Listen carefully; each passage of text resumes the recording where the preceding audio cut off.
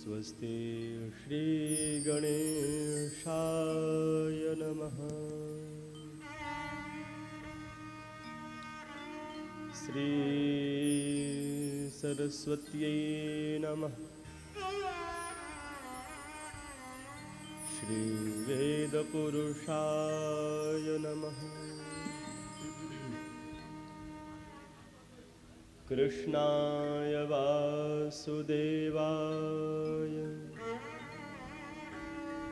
हरये परमात्मने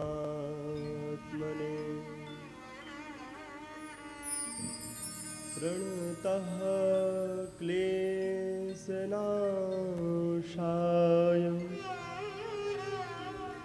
श्रीगोविन्दाय नमो नमः।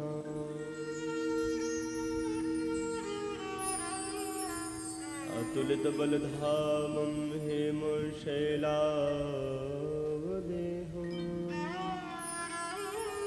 तनुजवनकेशानं ज्ञाननामग्रगण्यं सकलगुणनिधानं वानराणामधीशम्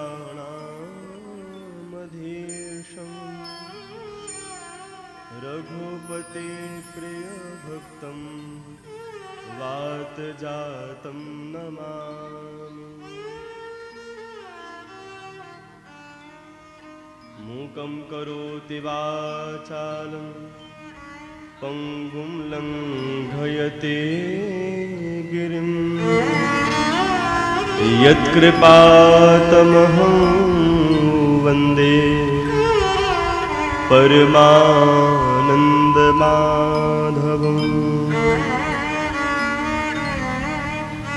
श्री वृंदावन विहारी लाल की जय। श्रीमद्भागवत महापुराण की जय। श्री अनंत बलवंत श्री हनुमंत लाल की जय। राजा रामचंद्र भगवान की जय। सब संतन की जय। सब भक्तन की जय। श्री सद्गुरुदेव भगवान की जय। अपने अपने मातु पिता की जय। जय जय श्री राम। जय जय श्री राम। जय जय श्री राम। नमः पार्वती पतये हर हर महादेव। हरिशरणं हरिशरणं हरिशरणं। सर्वप्रथम आराध्य देव श्री बालकृष्ण के चरणों में कोटि कोटि नमन वंदन।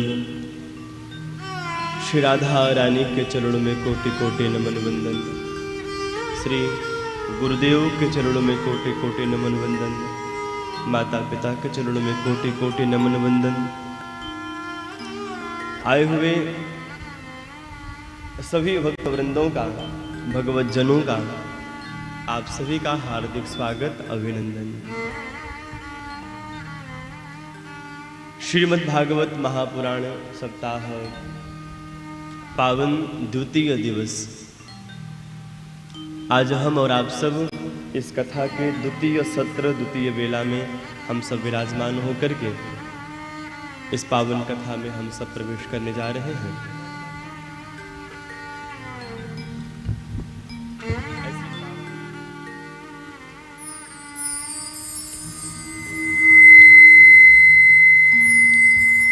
श्री राधा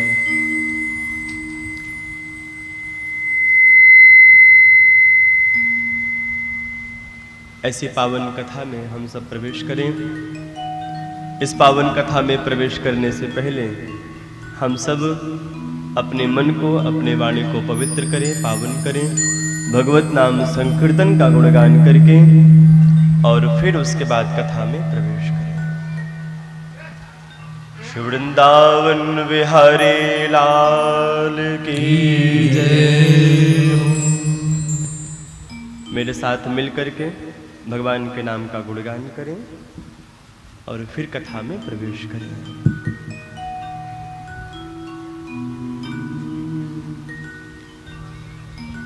मेरी विनती यही है राधा रानी, कृपा बरसाए रखना राधा रानी, बरसाए रखना। मेरी विनती यही है राधा रानी, कृपा बरसाए रखना।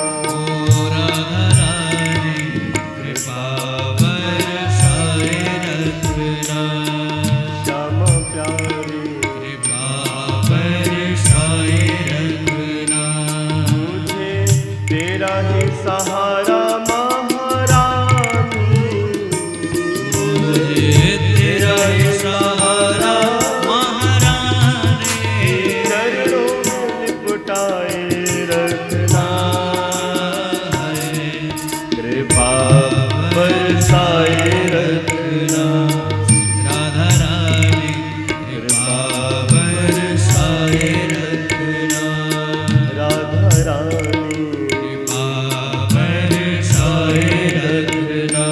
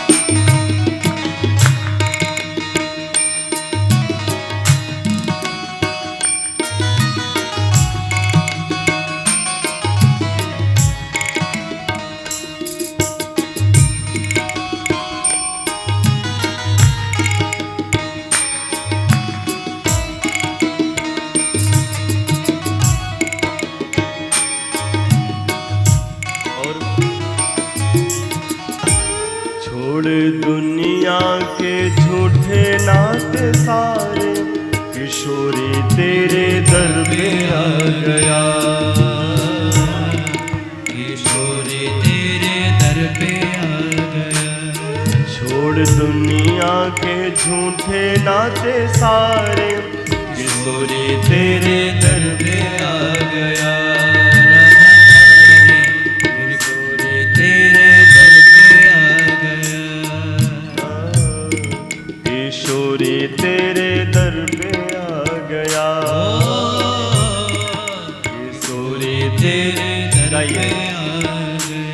मैंने तुमको पुकारा ब्रज रानी, मैंने तुमको पुकारा ब्रज रानी, मैंने तुमको पुकारा ब्रज रानी, मैंने तुमको पुकारा ब्रज रानी।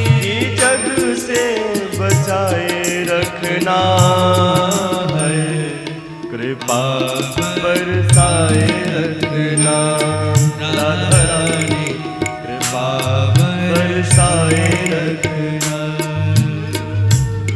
मेरी विनती यही है राधा रानी, कृपा बरसाए रखना राधा रानी, कृपा बरसाए रखना।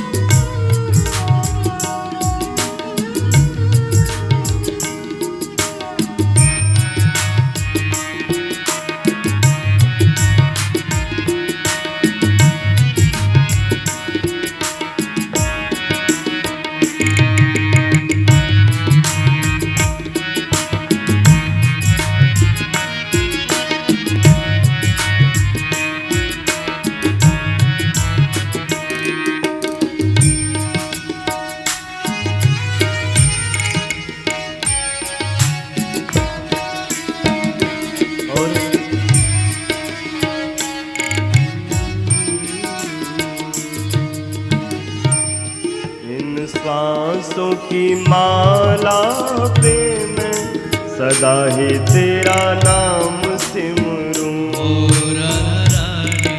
सदा ही तेरा नाम सिमरूं। राधा रानी सदा ही तेरा नाम सिमरूं। इन श्वासों की माला पे मैं सदा ही तेरा नाम सिमरूं। राधा रानी सदा ही तेरा नाम सिमरूं। लागी लगन श्री राधा, लागी लगन श्री राधा, लागी लगन श्री राधा, लागी लगन श्री राधा, लगन लगाए रखना, कृपा बरसाए रखना। राधा रानी कृपा बरसाए रखना। महारानी कृपा बरसाए रखना। राधा रानी कृपा बरसाए रखना। तेरे नाम के रंग में रंग के मैं डोलूं ब्रज गलियन में। राधा रानी मैं डोलूं ब्रज गलियन में। तेरे नाम के रंग में रंग के मैं डोलूं ब्रज गलियन में। राधा रानी मैं डोलूं ब्रज गलियन में। कहे दास दुलारी श्यामा प्यारी, दुलारी श्यामा प्यारी। हरि दास दुलारी श्यामा प्यारी, हरि दास दुलारी श्यामा प्यारी। वृंदावन बसाए रखना, कृपा बरसाए रखना। राधा रानी कृपा बरसाए रखना। राधा रानी कृपा बरसाए रखना। राधा राधा राधा राधा राधा श्री राधा। राधा राधा राधा राधा राधा श्री राधा। राधा राधा राधा राधा राधा श्री राधा। राधा राधा राधा राधा राधा श्री राधा। राधा राधा राधा राधा राधा श्री राधा। राधा राधा राधा राधा राधा श्री राधा। राधा राधा राधा राधा राधा श्री राधा।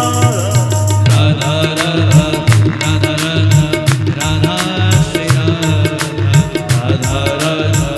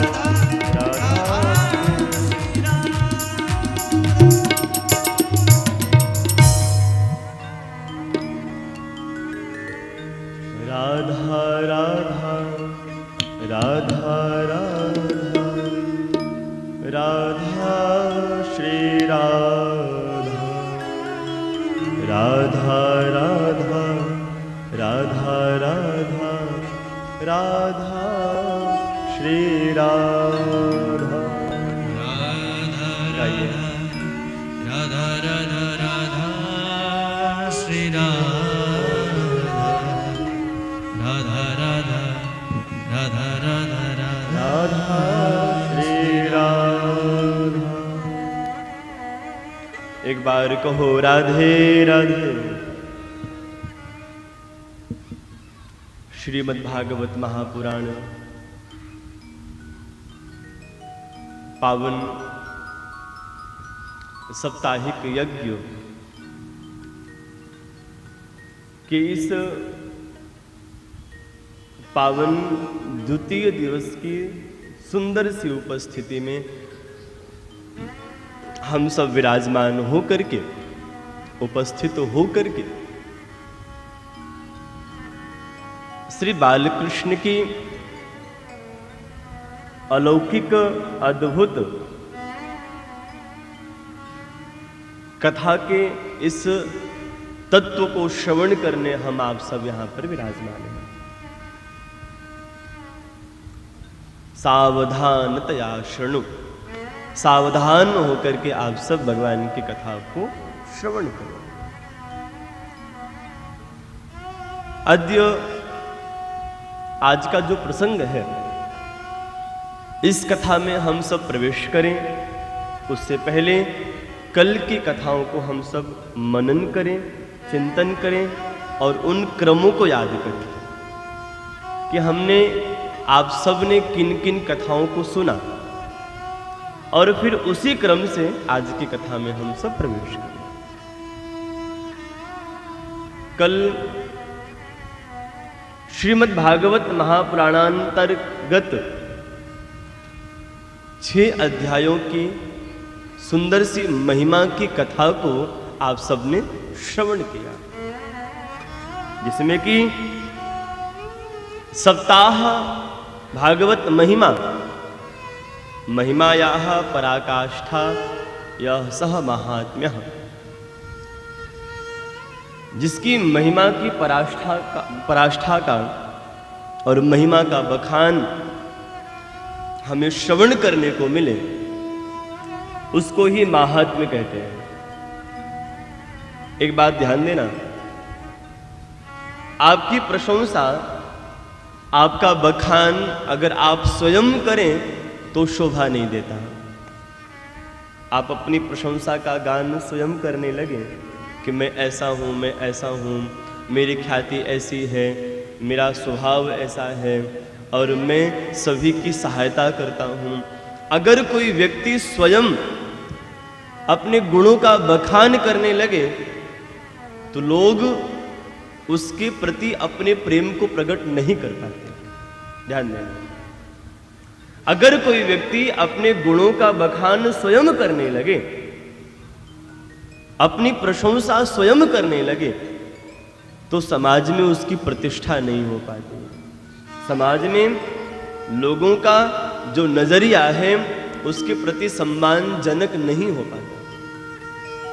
लेकिन अगर आपकी प्रशंसा कोई अन्य व्यक्ति करता है तो समझ में आता है और तब ये बात विचार करने योग्य है कि भैया अगला व्यक्ति उस व्यक्ति के बारे में प्रशंसा कर रहा है, इसका अर्थ ये है कि जरूर कोई ना कोई बात है, अवश्य उस बंदे में कोई ना कोई तथ्य रहस्य तो है ही है। कहने का भावार्थ, अगर व्यक्ति अपनी प्रशंसा करे तो लोग उस पर ध्यान नहीं देते, लेकिन अगर उस व्यक्ति की प्रशंसा कोई दूसरा व्यक्ति करने लगता है तो लोग उस पर विचार करते हैं और अगले के प्रति उसके हृदय में सम्मान और प्रेम भी प्रकट होता है। ध्यान देना, मेरा कहने का भावार्थ क्या है और इस उदाहरण का अर्थ क्या है? इस उदाहरण का यही अर्थ है कि श्रीमद् भागवत महापुराणांतर्गत श्रीमद् भागवत महापुराण के प्रारंभ में जो 6 अध्यायों का महात्म्य है, जो महात्म्य भागवत जी की महिमा को बताता है कि भागवत जी सबका कल्याण करते हैं, भागवत जी सबका मोक्ष करते हैं। भागवत जी कल्पवृक्ष हैं। सदा सेव्या श्रीमद् भागवती कथा यस्या श्रवण मात्रेण हरिश्चंतम समाश्रयेत् आजन्म मात्रमपि येन शठेन किंचित चित्तम विधाय शुक शास्त्र कथा न पेता चांडालवच्च खरवद्वतेन नीतम मिथ्या स्वजन्म जननी जनि दुख भाजा। भागवत के प्रारंभ में जिन 6 अध्यायों का महात्म्य है, जिस महात्म्य में भागवत जी की महिमा लिखी है कि जो भागवत जी को श्रवण करता है, जो भागवत जी की कथाओं को सुनकर के जो मनन करता है, सप्ताह यज्ञेन कलौ पुनन्ति, साप्ताहिक यज्ञ से वो पवित्र हो जाता है, उसका जीवन मंगल हो जाता है, उसका जीवन पावन हो जाता है। तो ये जो 6 अध्यायों का जो महात्म्य भागवत जी में लिखा है, जो भागवत जी की महिमा को प्रकट करता है, तो क्या ये महात्म्य भागवत जी गा रही हैं अपने स्वयं का कि मैं पापियों का उद्धार करती हूँ, मैं सबका कल्याण करती हूँ? क्या ये भागवत जी कह रहे हैं? नहीं, क्योंकि अगर भागवत जी अपनी प्रशंसा कहें तो लोग प्रेम कैसे करेंगे, लोगों की निष्ठा कैसे बढ़ेगी? तो भागवत जी की जो प्रशंसा है ये भागवत जी का नहीं है, बल्कि जो 6 अध्यायों का जो महात्म्य है ये पद्म पुराण से लिखा गया है। ये महात्म्य 6 अध्यायों का ये पद्म पुराण से लिखा गया है। इति श्री पद्म पुराणे रेवा खंडे, पद्म पुराण ने भागवत जी की महिमा को गान किया है और इसीलिए भागवत जी की शोभा, भागवत जी की महिमा और बढ़ जाती है। भागवत जी की महिमा और भागवत जी की दिव्यता, भागवत जी की शक्ति का और विस्तार हो जाता है, क्योंकि पद्म पुराण महाराज भागवत जी की महिमा को गा रहा है। तो 6 अध्यायों का महात्म्य सुना। उसके उपरांत श्रीमद् भागवत में ध्यान दीजिएगा 12 स्कंद हैं। कितने स्कंद? 12 स्कंद, 18,000 श्लोक श्रीमद् भागवत महापुराण में विराजमान है। आज की कथा में हम प्रवेश करें। भागवत में 4 शब्द हैं। कितने शब्द? जोर से बोलो, 4 शब्द। और भागवत के इन्हीं 4 शब्दों में भागवत का पूरा सार छुपा हुआ है, भागवत का अर्थ छुपा हुआ है। भाति सर्वेषु वेदेषु गतिम सर्वनृणामिह वरेण्यं सर्वशास्त्रेषु तरणी सर्वजातिषु। भागवत के इन्हीं 4 शब्दों में भागवत का पूरा तथ्य सार छुपा हुआ है। भागवत का जो प्रथम शब्द है क्या है? भ। भाग अर्थ क्या है? भक्ति। जिस ग्रंथ को श्रवण करने से भक्ति की प्राप्ति होती है उसको भागवत कहते हैं। भाति सर्वेषु वेदेषु, जो सब में व्याप्त है। जिस ग्रंथ को श्रवण करने मात्र से भा यानी भक्ति, ग यानी ज्ञान, व माने वैराग्य, त माने त्याग। भागवत, भक्ति, ज्ञान, वैराग्य और त्याग, यही भागवत है। जिस ग्रंथ को श्रवण करने मात्र से भक्ति की प्राप्ति हो, ज्ञान की प्राप्ति हो, वैराग्य की प्राप्ति हो और त्याग की प्राप्ति हो, वही भागवत है, वही भागवत है। और बिना भक्ति, ज्ञान, वैराग्य, त्याग के बिना भगवान की अनुभूति, भगवान का दर्शन नहीं हो सकता। हर जगह रहता है वो, लेकिन नजर आता नहीं, क्योंकि ज्ञान भक्ति के बिना कोई इसे पाता नहीं। जब भक्ति, ज्ञान, वैराग्य, त्याग जब जीवन में प्रकट होगा तब जाकर के भगवान की अनुभूति और भगवान का दिव्य दर्शन प्राप्त होता है। जन्माद्यस्य यतोऽन्वयादितरतश्च चार्थेष्वभिज्ञः स्वराट् तेने ब्रह्महृदाय आदिकवये मुह्यन्ति यत्सूरयः तेजो वारिमृतां यथा विनिमयो यत्र त्रिसर्गो मृषा धाम्ना स्वेन सदा निरस्तकुहकं सत्यं परं धीमहि। भागवत के प्रथम स्कंद के प्रारंभ में 3 श्लोकों में मंगलाचरण किया। मंगलाचरण हम उन्हीं देव का करते हैं, अथवा मंगलाचरण भी ऐसों का होता है जिनका आचरण, जिनका मन पवित्र होता है, जिनके आचरण में दोष है, जिनके आचरण में खोट है, ऐसों का मंगलाचरण नहीं होता। मंगलाचरण 3 प्रकार के होते हैं, कायिक, वाचिक, मानसिक। ये 3 प्रकार के मंगलाचरण हैं।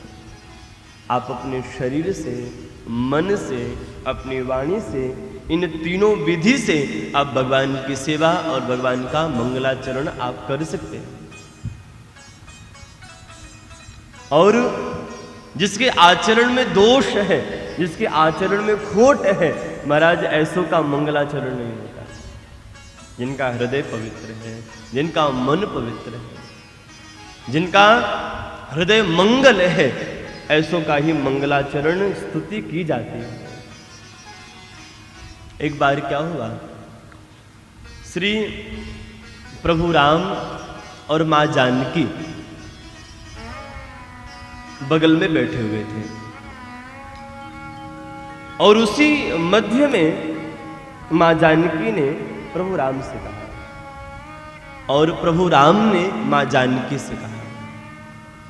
प्रभु राम ने क्या कहा, जानकी एक बात कहूं? हाँ हाँ स्वामी बोलो। तो श्री प्रभु राम ने मां जानकी को बोला, देवी तुम्हारे चरण से अधिक सुंदर हमारे चरण हैं। चरण किसने कहा? प्रभु राम ने। किससे कहा? मां जानकी से।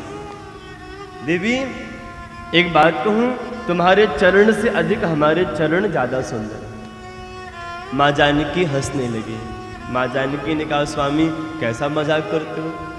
नीलांबुज श्यामल कोमलांग, आप नील वर्ण के हैं और मैं गौर वर्ण की हूं। आप नील वर्ण के हैं और मैं सुंदर वर्ण के हूं, अर्थात आपके चरण से अधिक सुंदर तो हमारे चरण हैं।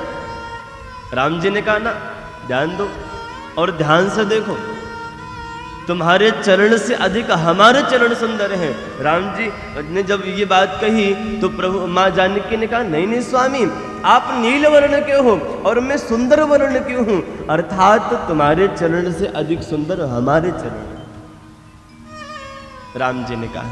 मां जानकी कहते यहाँ अब प्रभु राम में और मां जानकी में आपस में वाक विवाद होने लगा। मां जानकी कहती है कि हमारे चरण सुंदर है, प्रभु राम कहते हैं कि हमारे सुंदर हैं। और उसी वक्त क्या हुआ, श्री लखनलाल जी प्रकट हो गए। लक्ष्मण जी आ गए। लक्ष्मण जी ने को जब प्रभु राम ने देखा, मां जानकी ने देखा तो स्वागत किया। प्रभु राम ने कहा, अच्छा हुआ लखन तुम आ गए। लखन एक कार्य करो, क्या हम दोनों में विवाद हो रहा है कि चरण को लेकर किसके चरण ज्यादा सुंदर है। एक कार्य करो, क्या तुम ये बताओ कि चरण मेरे सुंदर हैं कि तुम्हारी भाभी मां के चरण सुंदर हैं। तो श्री लखनलाल जी ने सोचा कि अब क्या करूं, मैं किसका बोलूं। अगर ये कहता हूं कि भैया आपके चरण सुंदर है तो भाभी मां रुष्ट हो जाएंगे, और अगर ये कहता हूं कि भाभी मां तुम्हारे चरण अधिक सुंदर है तो भैया रुष्ट हो जाएंगे। अब करूं तो करूं क्या। तो अब प्रभु लखनलाल ने विचार किया और बड़ी सरलता से अपने मन के भाव को प्रकट किया। लखन ने कहा, प्रभु राम एक बात कहूं, आपका आचरण सर्वप्रथम लखनलाल जी ने प्रभु से कहा कि भैया आपके चरण से अधिक, इतना ही कहा तो भाभी माँ को लगा कि ये कहना चाहता है कि हमारे चरण ज्यादा सुंदर है। तो श्री माँ जानकी ने कहा, देखा स्वामी, मैंने आपसे पहले ही कहा था कि आपके चरण से अधिक हमारे चरण ज्यादा सुंदर हैं। लखनलाल ने कहा, नहीं नहीं भाभी, अभी मैंने ये नहीं कहा कि चरण आपके ही सुंदर हैं, मैंने तो सिर्फ इतना ही कहा कि भैया के चरण से अधिक सुंदर है, ये तो आपने कहा, ये तो मैंने नहीं कहा। तो लखन माँ जानकी ने कहा, लखन तुम कहना क्या चाहते हो? तो श्री लखनलाल ने कहा, भाभी माँ, मैं ये कहना चाहता हूँ कि भैया के चरण से अधिक, जैसे ये कहा तो अब राम जी को लगा कि ये कहना चाहता है कि हमारे चरण सुंदर है। अब दोनों में संदेह पैदा हो गया। भाभी माँ के चरण से अधिक जब ये कहा तो राम जी को संदेह हुआ कि ये कहना चाहते हैं कि हमारे चरण ज़्यादा सुंदर हैं, और जब प्रभु लखन ने ये कहा कि भैया के चरण से अधिक, तो माँ जानकी को लगा कि ये कहना चाहते हैं कि हमारे चरण ज़्यादा सुंदर हैं। लखनलाल ने दोनों को संदेह में डाल दिया। अब राम जी विचार करते हैं कि आखिर कहना क्या चाहता है, लखन माँ जानकी विचार करते हैं आखिर कहना क्या चाहते हैं। विचार करके अब राम जी ने और श्री माँ जानकी ने एक स्वर में कहा, लखन कभी तुम ये कहते हो कि भैया के चरण से अधिक, यहीं पर तुम रुक जाते हो, कभी तुम ये कहते हो कि भाभी माँ के चरण से अधिक, फिर कह के रुक जाते हो, आखिर तुम्हारे कहने का भावार्थ क्या है? तो लखनलाल जी ने हाथ जोड़ करके कहा, क्या भाभी माँ बताऊं चरण किसके सुंदर है? हाँ हाँ बोलो लखन। तो श्री लखनलाल ने कहा कि भाभी माँ, तो आपका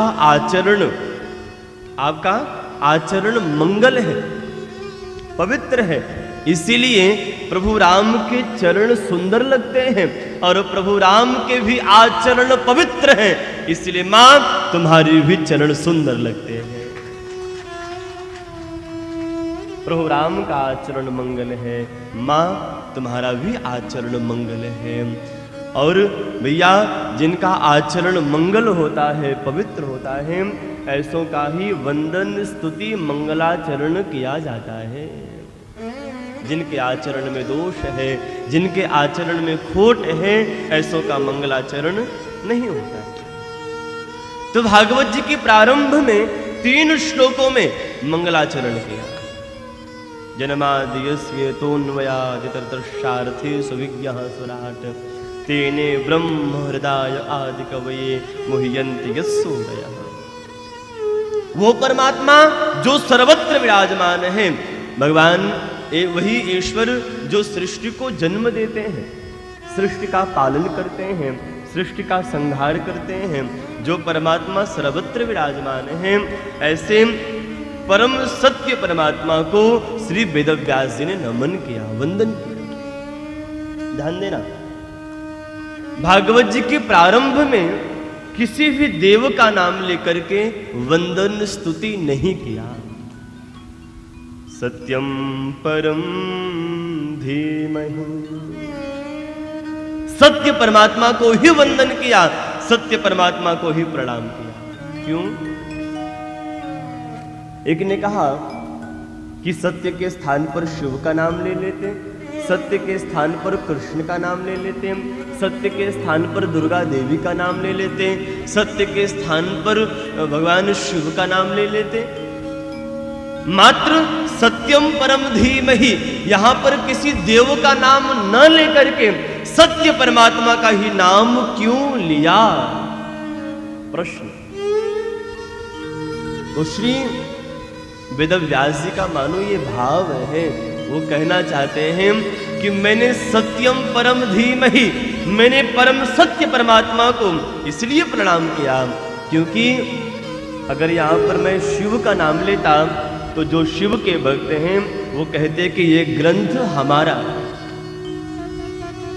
कृष्ण आदि जो अन्य जो देव के भक्त हैं, इस ग्रंथ को श्रवण करने में अपनी रुचि नहीं रख पाते, और जो शिव के भक्त हैं वो कहते कि ये ग्रंथ मेरा है। अथवा यहां पर किसी देवी का नाम ले लेते, दुर्गा देवी आदि का नाम ले लेते, जो देवी के भक्त हैं वो कहते कि ये ग्रंथ हमारा है। आवश्यकता नहीं है कि जो शिव को मानता हो वो देवी को भी मानता हो। सभी के आराध्य अलग अलग होते हैं, सभी के इष्ट अलग अलग होते हैं। भगवान श्री वेदव्यास जी ने विचार किया, सभी के आराध्य अलग अलग होते हैं, इष्ट अलग अलग होते हैं, लेकिन संसार में ऐसा कोई प्राणी नहीं है जो सत्य को नहीं मानता हो। हर प्राणी सत्य को मानता है। सत्य को हर इंसान, हर व्यक्ति सत्य को पसंद करता है और सत्य के साथ जीवन को जीना चाहता है। सत्यम परम धीमहि, परम सत्य परमात्मा को प्रणाम। जो सत्य परमात्मा सृष्टि को जन्म देते हैं, सृष्टि का पालन करते हैं और सृष्टि का संहार करते हैं, ऐसे परम सत्य ईश्वर को हम सब प्रणाम करते हैं। श्री सच्चिदानंद भगवान की जय। जो परमात्मा सर्वत्र विराजमान है, चार्थेषु विज्ञः स्वराट, जो इस धरती के कण कण में जो परमात्मा विराजमान है, आकाश के उन ताराओं में, संसार के हर कण में जो व्याप्त है, वही परमात्मा सत्य है, वही परमात्मा सत्य है। और ऐसे परम सत्य ईश्वर को भैया श्री वेदव्यास जी ने प्रणाम किया है, नमन किया है। और द्वितीय श्लोक में भागवत को श्रवण करने की विधि बताई है, भागवत को सुनने की विधि, कि भागवत कथा को वही श्रवण कर सकते हैं जिनके हृदय में महाराज किसी के प्रति ईर्ष्या नहीं है। जो भागवत से ईर्ष्या करते हैं, जो भगवान के भक्तों से ईर्ष्या करते हैं और जो धर्म के कार्य से ईर्ष्या करते हैं, भैया ऐसों के हृदय में भगवान कभी विराजमान नहीं होते। इसीलिए जो प्राणी धर्म से प्रेम करता है, जो प्राणी राम से प्रेम करता है, जो प्राणी कृष्ण से प्रेम करता है, और सबसे विशेष जो प्राणी अपने भक्तों, भगवान के भक्तों से प्रेम करता है, वो जीवन भर आनंद करता है, वो जीवन भर मौज करता है। धर्मः प्रोजित कैतवोत्र परमो निर्मत्सराणां सतां वेद्यं वास्तवमत्र वस्तु शिवदं तापत्रयोन्मूलनम्। श्रीमद्भागवते महामुनिकृते किं वा परैरीश्वरः सद्यो हृद्यवरुध्यते त्रिकृतिभिः शुश्रूषुभिः तत्क्षणात्। जिनके मन में मत्सर नहीं है, जिनके मन में मत्सर नहीं है, जिनके मन में कपट नहीं है, जिनके मन में ईर्ष्या नहीं है, जो सबसे प्रेम करते हैं, भैया ऐसों के हृदय में भगवान विराजमान हो जाते हैं। धर्मः प्रोजित कैतवोत्र परमो निर्मत्सराणां सतां। जिनके मन में निर्मत्सर नहीं है, आजकल का व्यक्ति स्वयं की प्रसन्नता से प्रसन्न नहीं है, पड़ोसी वाले के प्रसन्नता को देख करके व्यक्ति दुखी रहता है। अपने सुख से व्यक्ति सुखी नहीं है, लेकिन पड़ोसी वाले के सुख को देख करके महाराज वो दुखी हो जाता है। अगला प्रसन्न कैसा है? आजकल का व्यक्ति अपनी प्रसन्नता में प्रसन्न नहीं है। उसे क्या प्राप्त है, उसे क्या नहीं प्राप्त है, महाराज इस पर वो विचार नहीं करता। साक्षात संत ने कहा है कि जो भक्त अपनी प्रसन्नता में जो प्रसन्न रहता है, वही जीवन भर आनंद करता है। जो दूसरों में दोष निकालता है, जो दूसरों में गलतियां निकालता है और अपने अपराधों को जो देखता नहीं, अपने दोषों को जो देखता नहीं है, ऐसे जो लोग होते हैं वो महाराज मत्सर होते हैं। ऐसे जो लोग होते हैं वो कपटी होते हैं। और ऐसों के दिल में भगवत कथा प्रवेश नहीं कर पाती। एक बार कहो राधे राधे। श्री शुकदेव जी ने कहा है, धर्मः प्रोज्झित कैतवोत्र परमो निर्मत सराणाम सता। भागवत का जो प्रारंभ में 3 श्लोकों में मंगलाचरण है, प्रथम श्लोक को श्री वेदव्यास जी ने गाया है, दूसरे श्लोक को श्री शुकदेव जी ने गाया है और तीसरे श्लोक को श्री सूत जी ने गाया है। भागवत निर्मत्सर का प्रतीक है। अंदर से काम को निकालो, क्रोध को निकालो, लालच को निकालो, ईर्ष्या को निकालो। जब भीतर से ईर्ष्या निकल जाएगी, जब भीतर से कपट बाहर हो जाएगा महाराज, तब जाकर के भगवान की कथा हृदय में प्रवेश करती है। और हाँ, भगवान की कथा को जो श्रवण करने की इच्छा प्रकट करता है, उसके मन में इच्छा प्रकट होती है, उससे पहले ही उसके दिल में भगवान आकर के विराजमान हो जाते हैं। अगर कोई विचार करता है कि मुझे भगवान की कथा को श्रवण करना है, मुझे प्रभु की कथा को श्रवण करना है, अगला व्यक्ति विचार करता है, उससे पहले ही भगवान उसके दिल में आकर के विराजमान हो जाते हैं। क्यों? अगर उस व्यक्ति के मन में ये विचार आया है कि मुझे प्रभु की कथा को श्रवण करना है, तो ये विचार उसकी इच्छा से नहीं बल्कि भगवत इच्छा से आई है। आप सब अपनी इच्छा से नहीं आए हो, बल्कि भगवान की इच्छा से आप सब आए हो। श्री गोविंद ने स्वयं आपके हाथों को पकड़ करके, आपके बाहों को पकड़ करके भगवान ने आपको अपनी गोद में बैठाया है। तीसरे श्लोक को श्री सूत जी ने गा करके भागवत जी को नमन किया। निगम कल्पतरोर्गलितं फलम शुकमुखादमृतद्रव संयुतं पिबत भागवतं रसमालयं मुहुरहो रसिका भावुकाः। भागवत क्या है? वेद रूपी कल्प वृक्ष का ये भागवत पका हुआ फल है। एक कहावत है ना कि जिस फल में तोते ने चोंच मार दिया हो, वो फल मीठा हो जाता है। अगर मीठा हो तो और मीठा हो जाता है। तो ये भागवत भी एक पका हुआ फल है। तो चोंच किसने मारा? शुकमुखादमृतद्रव संयुतम। शुकदेव मुख रूपी तोते ने इस भागवत रूपी फल में चोंच मार दिया है, और जिनके चोंच मारने से ये भागवत और ही मीठा हो गया और ही स्वादिष्ट हो गया। और ऐसे भागवत कथा को श्री सूत जी ने कहा, पिबत भागवतम रसमालयम। इस भागवत को पियो, भागवत को श्रवण करो। पिबत भागवतम रसम आलयम, ये रसों का भंडार है, रसों का समूह है। और इसीलिए भागवत को एक बार नहीं, 2 बार नहीं, मुँह रहो, बार बार पान करो, बार बार श्रवण करो। और कब तक श्रवण करोगे? आलयम, आलयम करते क्या है? मोक्ष पर्यंतम।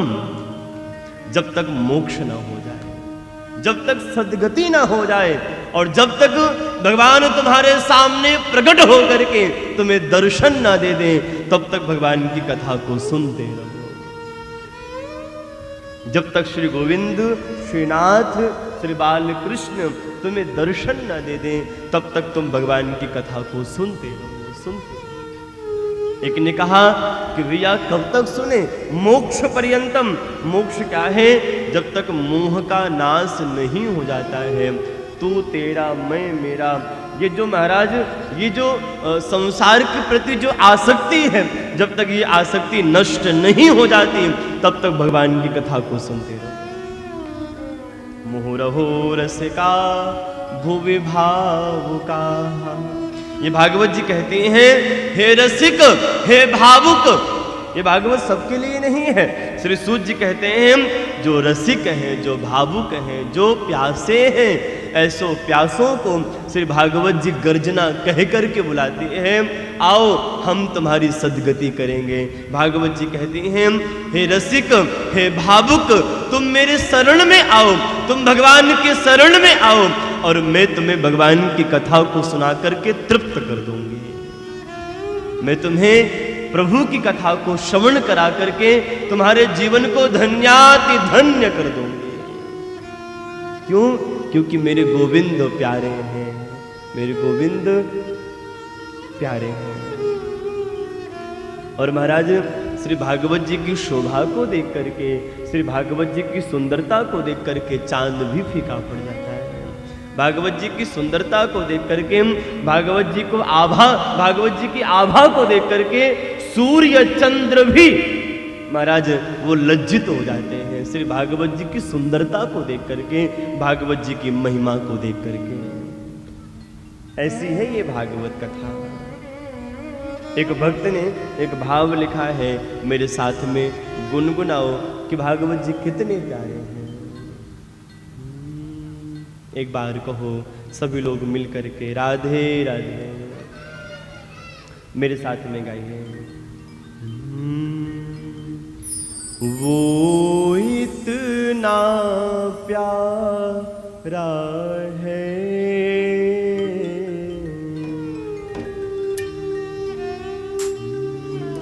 ये इतने प्यारे हैं,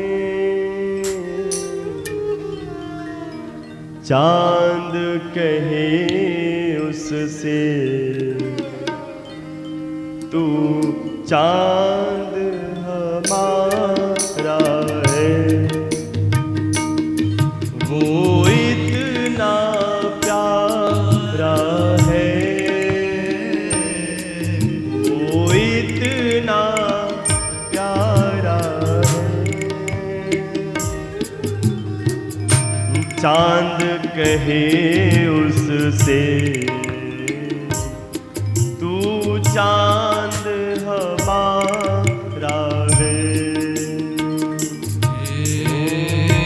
चांद कहे उससे तू चांद हमारा है। गाइए। वो इतना प्यारा है,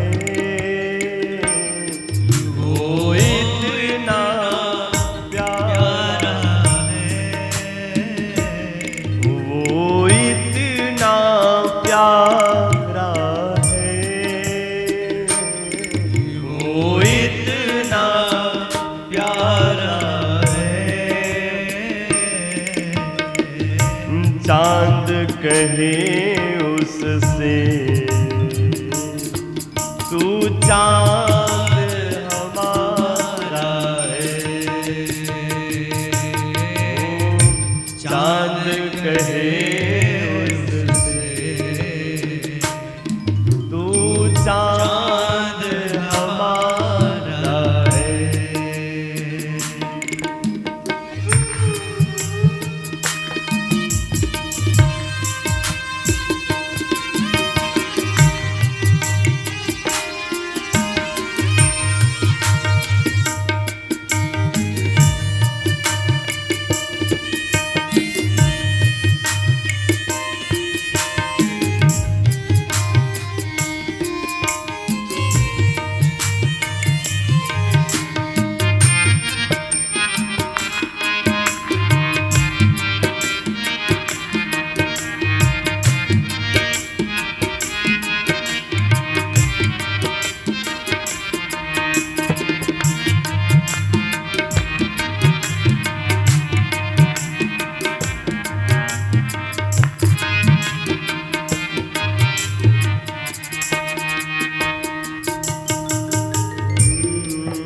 ये मेरी अर्जी है,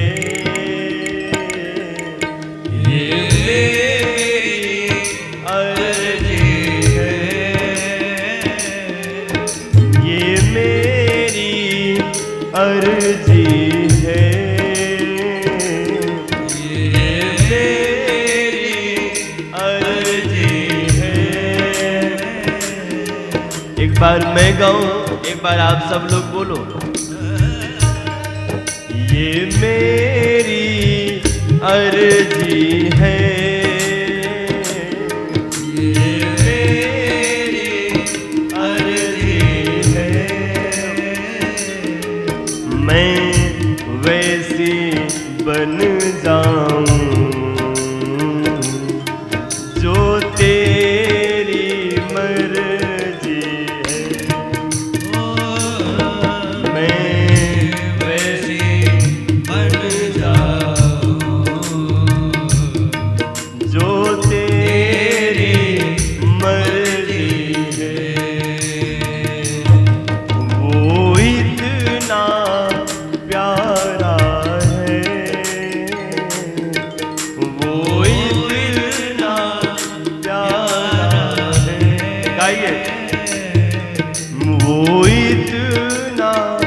प्यारा है, वो इतना प्यारा है। चांद कहे उससे तू चांद हमारा है, चांद कहे उससे तू चांद हमारा है। मेरा हाथ ऊपर करो।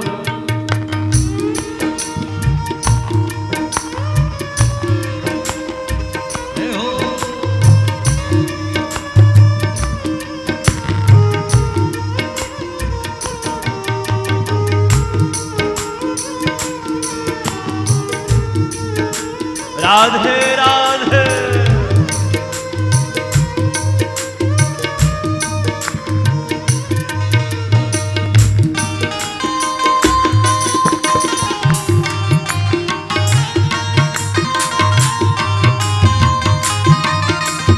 वृंदावन विहारी लाल की।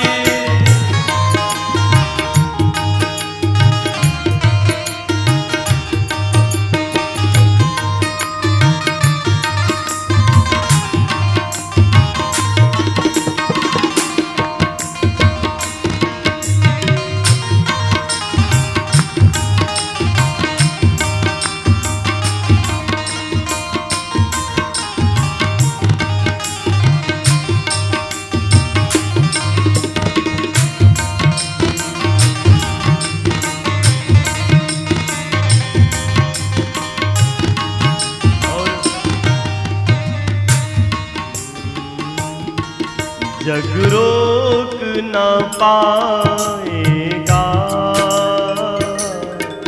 जग रोक न पाएगा, जग रोक न पाएगा, जग रोक न पाएगा। मीरा नाचेगी जब शाम बुलाएगा, मीरा नाचेगी जब शाम बुलाएगा। ये मेरी अर्जी है,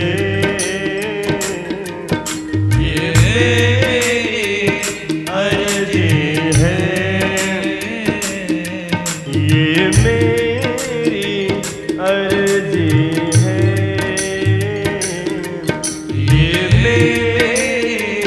मर्जी है। मैं वैसे बन जाऊं जो तेरी मर्जी है,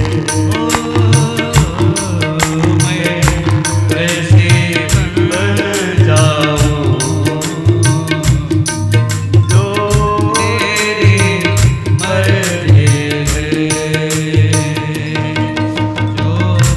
तेरी मर्जी है।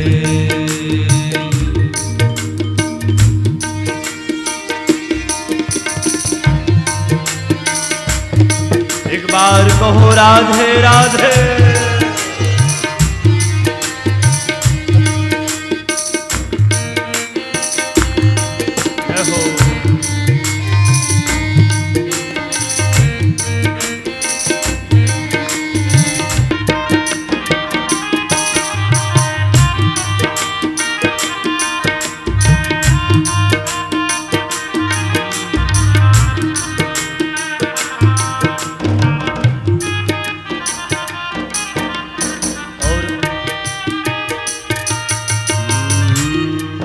मेरा स्वामी गिरधर है,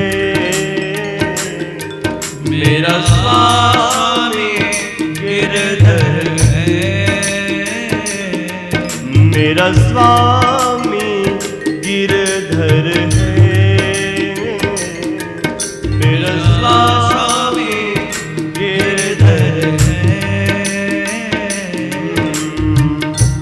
उसकी खुशबू से,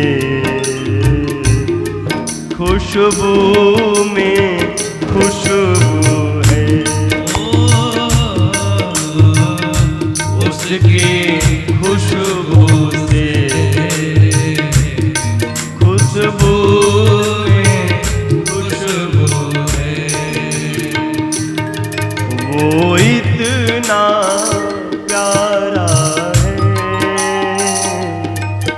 वो इतना प्यारा है, मेरा श्याम बहुत प्यारा, मेरा श्याम बहुत प्यारा। चांद कहे हमसे, ये चांद है हमारा,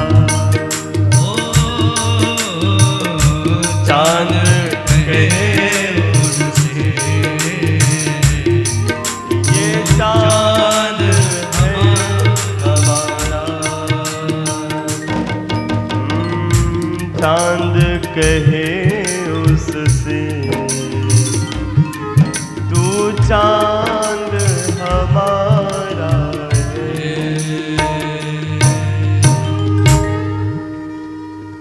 वो इतना प्यारा है, गाइए, वो इतना प्यारा है। चांद कहे उससे, तू चांद हमारा है। चांद कहे उससे, तू चांद हमारा है। राधे राधे। भागवत जी की शोभा, भागवत जी की महिमा, भागवत जी की शक्ति, भागवत जी की दिव्यता अद्भुत है, अखंड है। 3 श्लोकों में मंगलाचरण किया। आपने कल सुना कि सूत जी और शौनकादि ऋषि नैमिषारण्य तीर्थ में विराजमान है। कल आपने सुना था। उसी नैमिषारण्य तीर्थ में अपने मन को ले चले, जहां पर श्री रोमहर्षण के पुत्र सूत जी व्यास गद्दी पर बैठे, और व्यास गद्दी पर बैठ करके श्री सूत जी शौनकादि ऋषियों को दिव्य ज्ञान का उपदेश दे रहे हैं, भागवत कथा सुना रहे हैं। और उसी बीच में शौनकादि ऋषियों ने सूत जी से 6 प्रश्न पूछे। किम श्रेयः शास्त्र सारा, कह स्वावतार प्रयोजनम, किम कर्म केवतार्ष, धर्मः कं शरणं गतः। शौनकादि ऋषियों ने सूत जी से 6 प्रश्न पूछे। कहा, हे प्रभु कृपा करके ये बताओ, किम श्रेयः, इस संसार में जितने प्राणी हैं उनका कल्याण कैसे होगा। पहला, हम सबका कल्याण कैसे होगा, हम सबका उद्धार कैसे होगा। इस कलिकाल में, कलयुग में जो प्राणी जन्म लेकर के आने वाले हैं उनकी सद्गति कैसे होगी, उनका कल्याण कैसे होगा। प्रश्न देखो, ये प्रश्न भी कितना मार्मिक है, ये प्रश्न भी कितना सारगर्भित है। कोई महात्मा जी मिलेंगे, आपको उनसे कुछ पूछना होगा तो आप यही पूछोगे, भैया मेरा व्यापार नहीं चल रहा है, मेरे घर में सुख शांति नहीं है, मेरे घर में सबका उद्धार कैसे होगा, सबका कल्याण कैसे होगा। जो भी प्रश्न पूछोगे अपने परिवार संबंधित ही प्रश्न पूछो, अपने विषय में या परिवार के विषय में या व्यापार के विषय में। पड़ोसी के बारे में नहीं पूछा, दुनिया के बारे में नहीं पूछा। क्यों? आपको दुनिया से नहीं मतलब, आपको संसार से नहीं मतलब। व्यक्ति को अपने परिवार और अपने व्यापार से ही उसका चित्त, उसका ध्यान रहता है। बस वो सुखी रहे, उसका व्यापार चलता रहे, परिवार में सब सुख शांति से रहे, तो उसको लगता है कि हम दुनिया के सबसे धनाढ्य हैं और सबसे प्रसन्न हम अपने जीवन को यापन कर रहे हैं। एक व्यक्ति अपने परिवार, अपने व्यापार और अपने जीवन को लेकर के चलता है, और कभी अगर उसके जीवन में कोई प्रश्न आता है अथवा उसके जीवन में कोई अगर दुख आता है तो इन्हीं के मध्य से, या परिवार के या व्यापार के या स्वयं से। लेकिन जब शौनकादि ऋषियों ने प्रश्न पूछा, ये नहीं कहा कि मेरी सदगति कैसे है, ये नहीं कहा कि मेरे परिवार की सदगति कैसे है ना, शौनकादि ऋषियों का एक बड़ा साधारण ही नहीं बल्कि सर्वोत्तम प्रश्न है। कहा कि हे प्रभु, इस संसार में जितने भी लोग हैं इन सबका कल्याण कैसे, सबके कल्याण के लिए पूछा, सबकी सद्गति के लिए पूछा। कहा प्रभु किम श्रेयः, सबका कल्याण कैसे होगा। शास्त्र सारः, शास्त्रों का सार क्या है। क्यों? शास्त्र अनेक हैं, 18 पुराण है, उपनिषद है, वेद है। हे प्रभु, अगर कोई व्यक्ति इन सभी शास्त्रों को पढ़ने लगेगा, आयु खत्म हो जाएगी, लेकिन सभी शास्त्रों को पढ़ नहीं सकता। तो शौनकादि ऋषियों ने कहा कि हे प्रभु, मात्र इस छोटी सी आयु में व्यक्ति इन सभी शास्त्रों का अध्ययन कैसे कर पाएगा, और इसीलिए कोई ऐसा मार्ग बता दे जिस ग्रंथ को श्रवण करने मात्र से व्यक्ति को सभी शास्त्रों का श्रवण करने का फल प्राप्त हो जाए। सभी शास्त्रों का सार क्या है, कृपा करके कह स्वावतार प्रयोजनम, भगवान के अवतार लेने का प्रयोजन क्या है, कारण क्या है, भगवान अवतार लेकर के क्यों आते हैं, कृपा करके। किम श्रेयः शास्त्र सारा कह स्वावतार प्रयोजनम, किम कर्म, क्या करने के लिए भगवान अवतार लेकर के आते हैं। जब भगवान बैठे बैठे सारे कार्य कर सकते हैं, जब अपने गोलोक धाम में बैठे बैठे भगवान हर काम कर सकते हैं, उसके बाद भी प्रभु को अवतार लेने का प्रयोजन क्या है, कारण क्या है, कृपा करके। किम श्रेयः शास्त्र सारा कह स्वावतार प्रयोजनम, किम कर्म, क्या करने के लिए प्रभु अवतार लेकर के आते हैं। केवताराश्च, भगवान के अवतार कितने हैं। कोई कहता है असंख्य अवतार है, कोई कहता है 10 अवतार है, कोई कहता है 24 अवतार है। प्रभु, मेरी इच्छा है, मेरे हृदय में ये जिज्ञासा है, मैं जानना चाहता हूँ कि भगवान के अवतार कितने हैं। और अंतिम प्रश्न पूछा कि हे प्रभु, जब भगवान अपने धाम को चले गए तो धर्म किसके शरण में गया, कृपा करके। ये 6 प्रश्न शौनकादि ऋषियों ने श्री सूत जी से पूछा,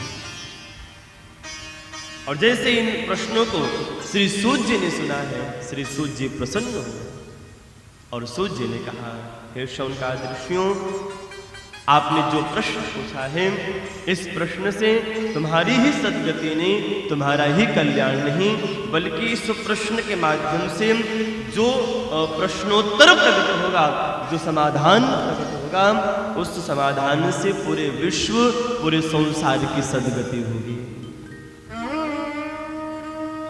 हे शौनकादि ऋषियों, तुम्हारा ये प्रश्न है कि इस संसार में जितने प्राणी हैं उनका कल्याण कैसे होगा, तो सुनो। अगर व्यक्ति अपना कल्याण चाहता है, एक मार्ग क्या है, मार्ग एक ही है, वो मार्ग है भगवान की सेवा, भगवान की कथा, भगवान का नाम भाव से सुनिए।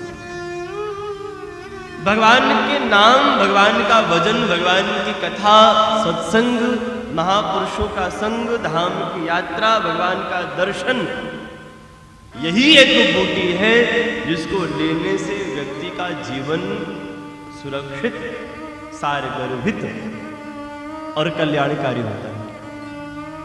अगर आपके जीवन में भजन है, आपके जीवन में भगवान के प्रति प्रेम है, अगर आपके हृदय में भगवान के प्रति, ब्राह्मणों के प्रति, गुरु के प्रति, संत के प्रति, महापुरुषों के प्रति, धाम के प्रति अगर तुम्हारे हृदय में निष्ठा है, भाव है,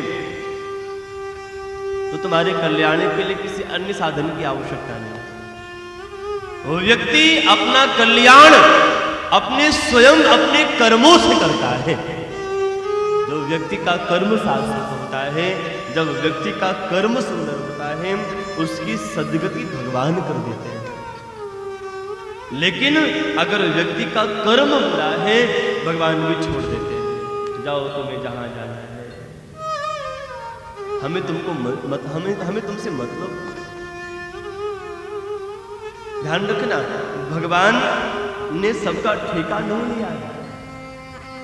जो प्रभु के शरण में आता है, भगवान उन्हीं पर कृपा करते हैं, भगवान उन्हीं का कल्याण करते हैं।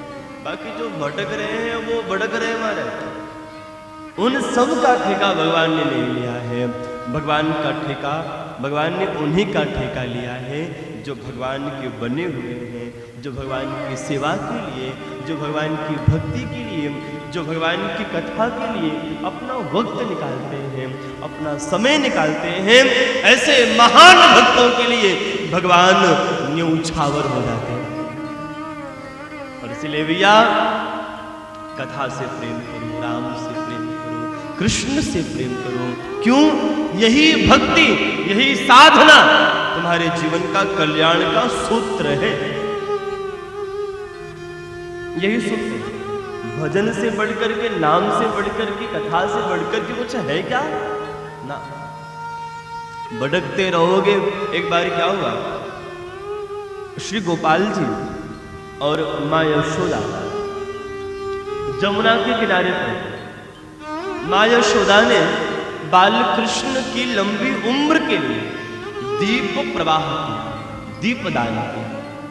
माताएं अपने बच्चों की लंबी उम्र के लिए जमुना आदि में, गंगा आदि पावन जल नदियों में महाराज दीपदान करते हैं, दीप प्रवाह करते हैं। क्यों? ताकि मेरे बच्चों की उम्र लंबी हो। तो माँ यशोदा ने भी बाल कृष्ण की लंबी उम्र के लिए दीपदान किया, दीप जला करके प्रवाह किया। और उसी बीच में क्या हुआ, भगवान बाल कृष्ण हाथ में डंडा लेकर के जो दीपक बह रहे थे, उन दीपक को किनारे लगाने लगे। उन दीपक को डंडे में फंसा करके अपनी ओर खींचने लगे। माँ ने कहा, कन्हैया ये तुम क्या करते हो? मैं दीप प्रवाह कर रही हूँ और तुम दीपक को किनारे लगा रहे हो। डंडे में फंसा करके तुम दीपक को किनारे लगा रहे हो, ऐसा क्यों? ये तुम कर क्या रहे हो? कन्हैया ने कहा, माँ मैं बहते हुए को किनारे लगा रहा हूं, मैं बहते हुए को किनारे लगा रहा हूं। माँ ने कहा, कृष्ण यहाँ पर तो लाखों दीपक बह रहे हैं, तुम कितने दीपक को किनारे लगाओगे? यहाँ पर असंख्य दीपक जल में बह रहे हैं, तुम किन किन को किनारे लगाओगे? कन्हैया ने कहा, माँ मैंने सबका ठेका नहीं लिया है। जो दीपक मेरे शरण में आएंगे, जो बहते बहते मेरे शरण में आने का प्रयास करेंगे, मैं उन्हीं पर कृपा करूंगा। बाकी जो बह रहे हैं उन्हें बहने दो, जो दीपक बह रहे हैं उन्हें बहने दो। लेकिन जो बहते हुए भी मेरे शरण में आने का प्रयास कर रहे हैं, मैं उन्हीं पर ध्यान देता हूं और मैं उन्हीं का कल्याण करता हूं। एक बार कहो, राधे राधे। सन्मुख हो ही जीव जब मोहि जब ही, सन्मुख हो ही जीव मोहि जब ही, जन्म कोटि अघनाशहि तब ही। जब मेरा भक्त, जब जीव मेरे सामने रह करके मेरी कथा को श्रवण करता है, नाम को लेता है, भजन को करता है, स्मरण करता है, उसके जीवन के सारे पाप ताप शोक दुख उन सब का मैं हरण कर लेता हूँ, उन सब सबको मैं दूर कर देता हूँ। और इसीलिए भैया भगवान की कथा को, प्रभु के नाम को, प्रभु के भजन को समय समय पर करते रहो। सूत जी ने कहा ये भजन भगवान की कथा ही कल्याणकारी है और भगवान की कथा को श्रवण करने मात्र से ही व्यक्ति का कल्याण हो जाता है। किम श्रेयः शास्त्र सारा। एक बात याद रखना, भगवान की भक्ति तो कल्याण करती है, लेकिन वो भक्ति करनी कैसे है, भक्ति करना कैसे है? भगवान की भक्ति अहेतुक्य प्रतिहता, निष्काम भक्ति। जब निष्काम सेवा करोगे, जब निष्काम भक्ति करोगे, तब जाकर के जीवन का कल्याण होगा। अगर तुम्हारे हृदय में भक्ति के साथ लोभ भरा हुआ है, कामना भरी हुई है, ईर्ष्या भरी हुई है, लालच भरा हुआ है, तो वो भक्ति भी भक्ति नहीं, वो व्यापार का सौदा हो गया। लेकिन अगर तुम्हारे हृदय में भगवान की पूजा के वक्त, साधना के वक्त अगर कोई स्वार्थ नहीं आ रहा है, अगर तुम्हारी भक्ति निस्वार्थ है, तो तुम्हारी निस्वार्थ भक्ति को भगवान पल में स्वीकार कर लेते, एक पल में स्वीकार करो। इसीलिए जब भी पूजा करो, कथा श्रवण करो, निस्वार्थ भाव से। जितना मांगोगे तुम्हें उतना ही मिलेगा, लेकिन अगर नहीं मांगोगे तुम्हारी औकात से बढ़ करके मिलेगा, तुम्हारे सामर्थ्य से बढ़ करके मिलेगा। इसलिए भैया भगवान से कभी याचना नहीं करना, भगवान की कथा, भगवान की भक्ति निस्वार्थ भाव से। एक बात याद रखना, अक्सर वो व्यक्ति भगवान को स्वार्थ में ही याद करता है। हम जीवन में जब जब स्वार्थ आता है तब तब प्रभु को याद करते हैं। जब स्वार्थ को पूरा करना होता है, जब इच्छा को पूरी करनी होती, तब तब प्रभु को याद करते हैं। गीता में लिखा है धर्मस्य या पवर्गस्य। पवर्ग, जब जीवन में पवर्ग आता है हम भगवान को तभी याद करते हैं।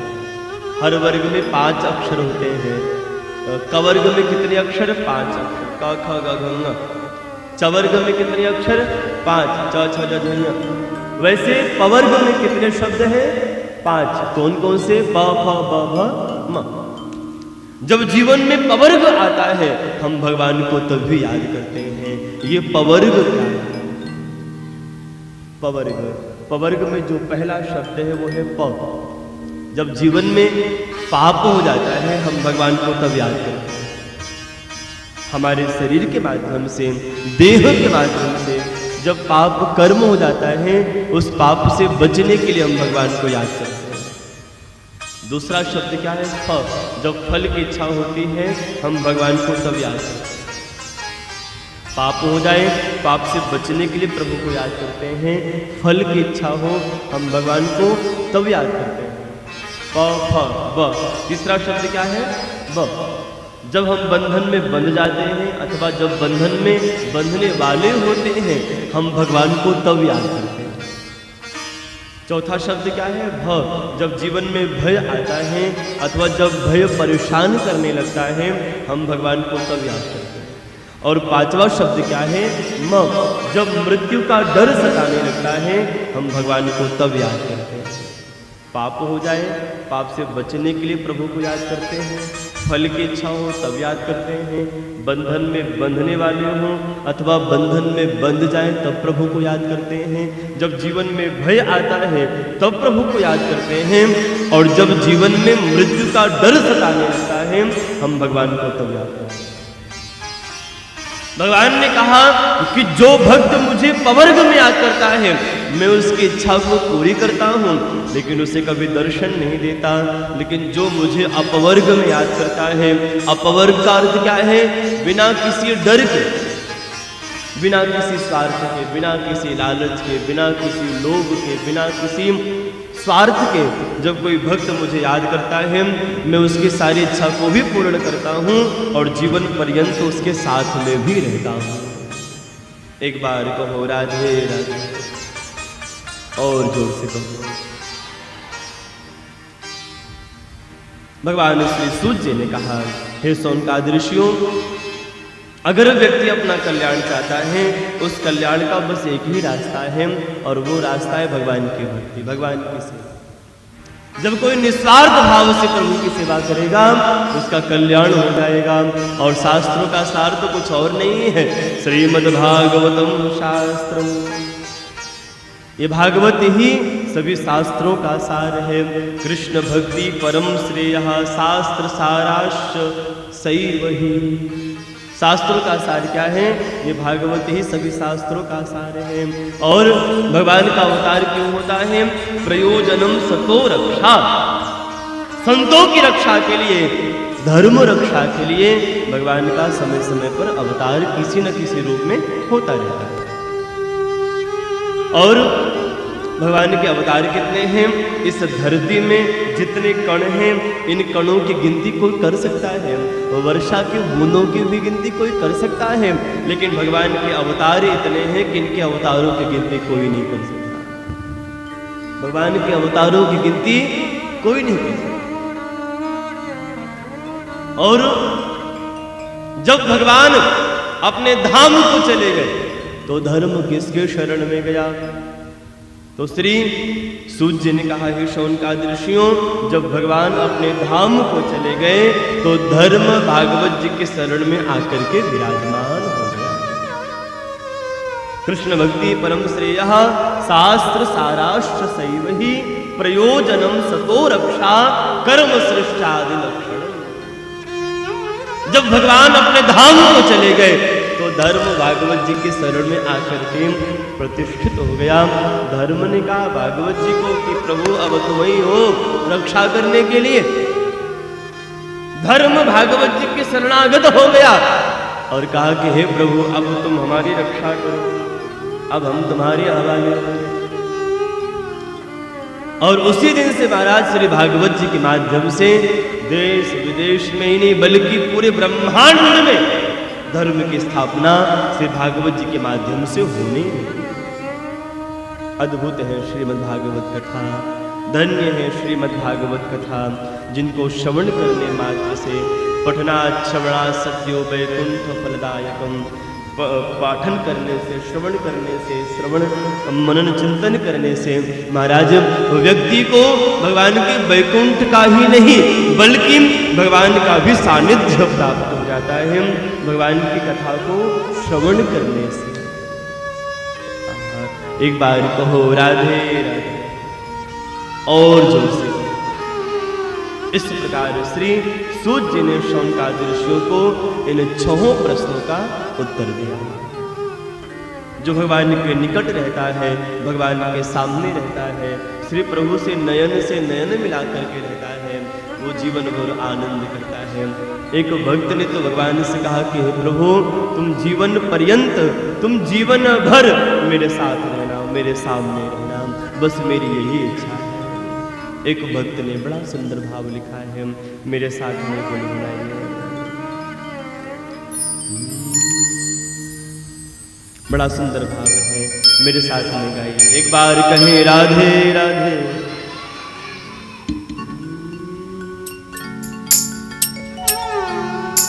श्याम मोरे नैनन आगे रहियो, श्याम मोरे नैनन आगे रहियो, श्याम मोरे नैनन आगे रहियो, श्याम मोरे नैनन आगे रहियो, श्याम मोरे नैनन आगे रहियो,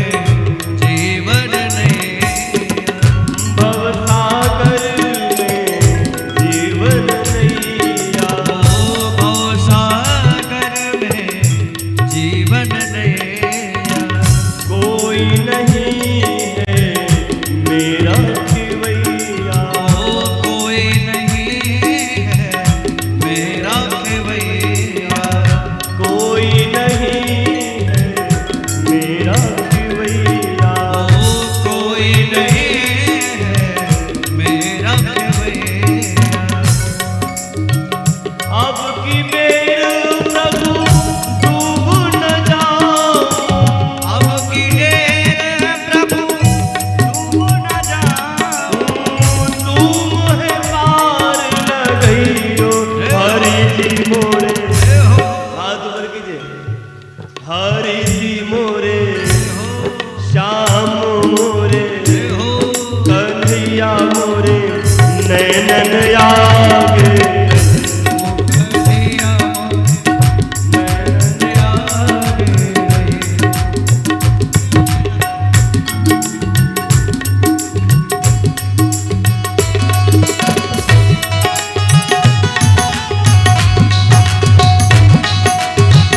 वृंदावन बिहारी लाल की।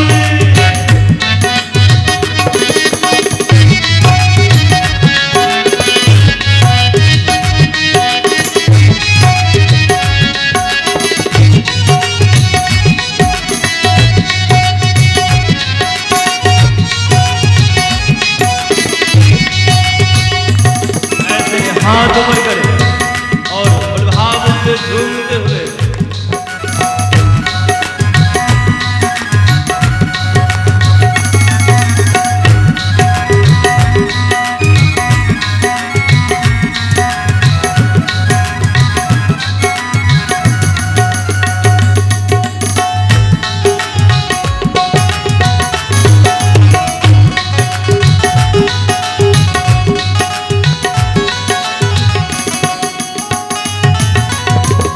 सब दर छोड़ तेरे दर आए, ओ सब दर छोड़ तेरे दर आए, सब दर छोड़ तेरे दर आए, ओ सब दर छोड़ तेरे दर आए, हे मनमोहन कृष्ण कन्हाई, ओ ए मनमोहन कृष्ण कन्हाई,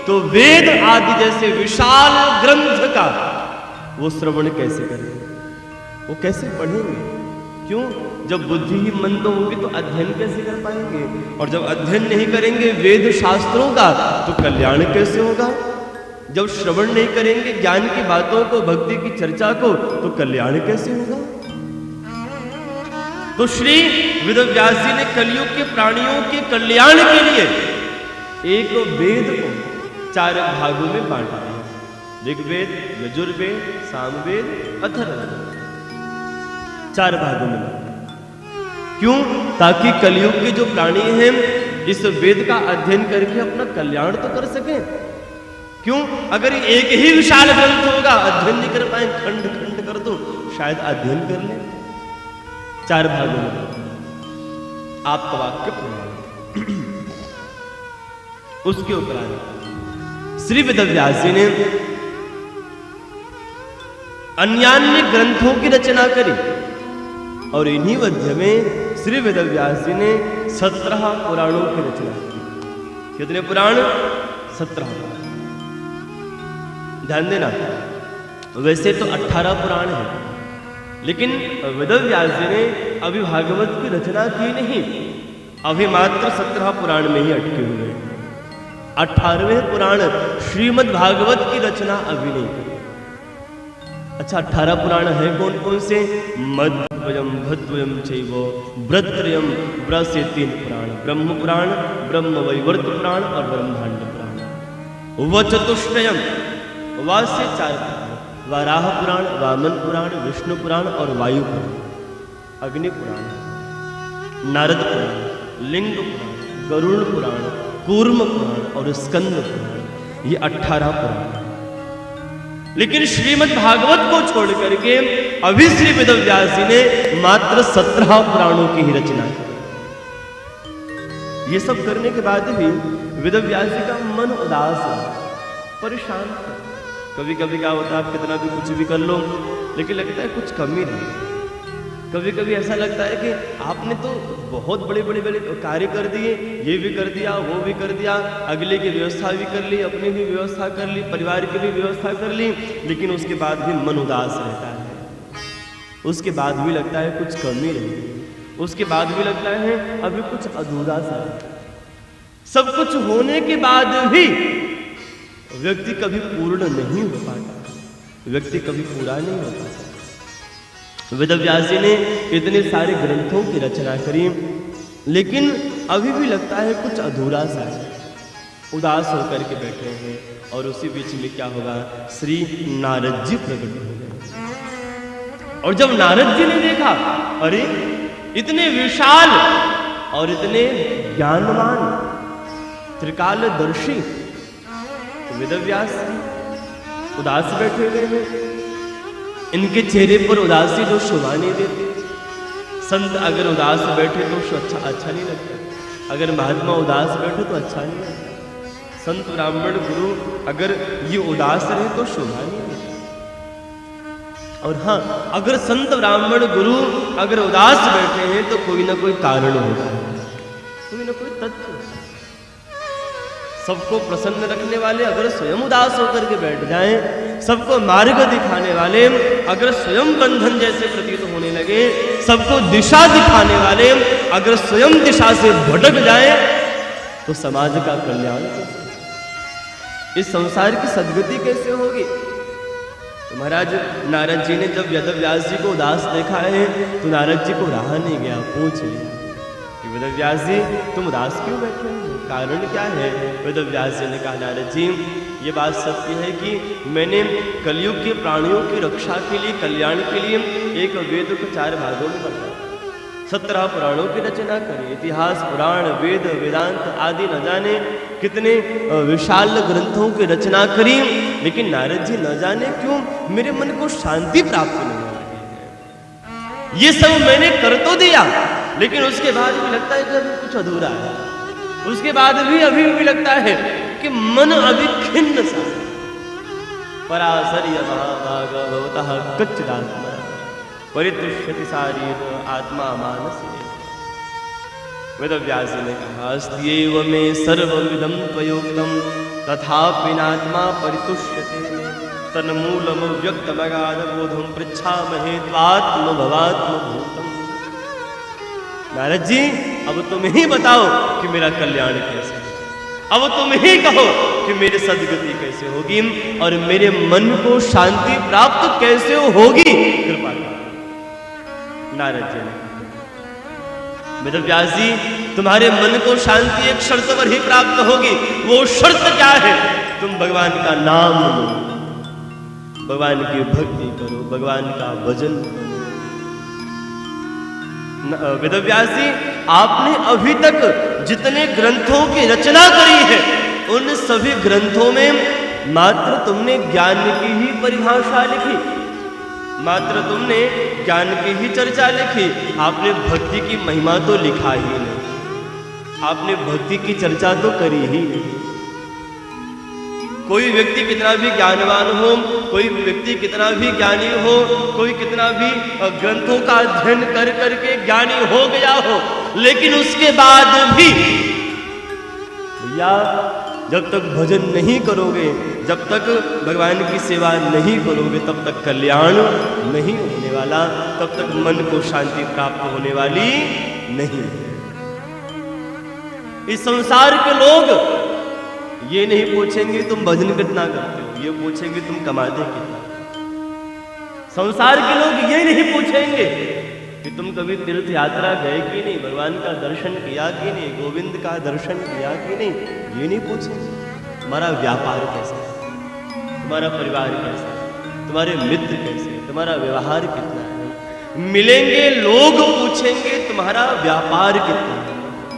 सत्य मिलेंगे, और अगर तुम्हारे संबंध, अगर तुम्हारे लोग तुमसे जुड़ेंगे तुम्हारे व्यापार को देखकर, तुम्हारे व्यापार को देखकर मिलेंगे लोग पूछेंगे तुम्हारा व्यापार कितना है, मिलेंगे लोग पूछेंगे तुम्हारा व्यवहार कितना है, मगर कोई ये नहीं पूछेगा तुम्हारा प्रभु से प्यार कितना है। जो ये